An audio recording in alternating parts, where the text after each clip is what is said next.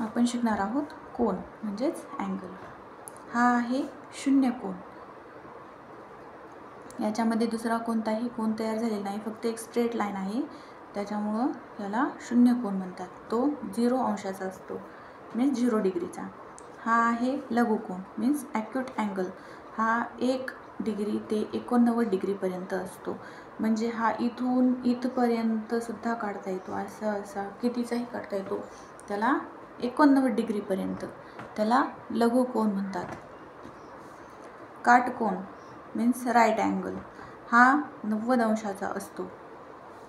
हा कोन 90 अंशाचा, याच्यामधील अंतर हे 90 अंशाचे असते. विशाल कोन ॲब्ट्यूज अँगल. हा असतो 91 डिग्री ते 179 डिग्रीपर्यंत.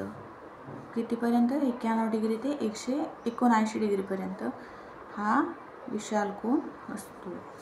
हा आहे सरळ कोन. सरळ कोन म्हणजे straight line, straight angle.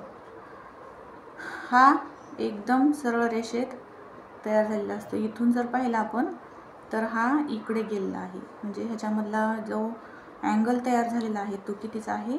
180चा angle आहे. हा आहे प्रविशाल कोन म्हणजे रिफ्लेक्सिव्ह अँगल. तो 181 ते 359 डिग्रीच्या मध्ये असतो. तो हा जो कोन तयार झालेला आहे, हा कोन तो कितीचा असतो? 181 डिग्री ते 359 अंशापर्यंत हा कोन असतो.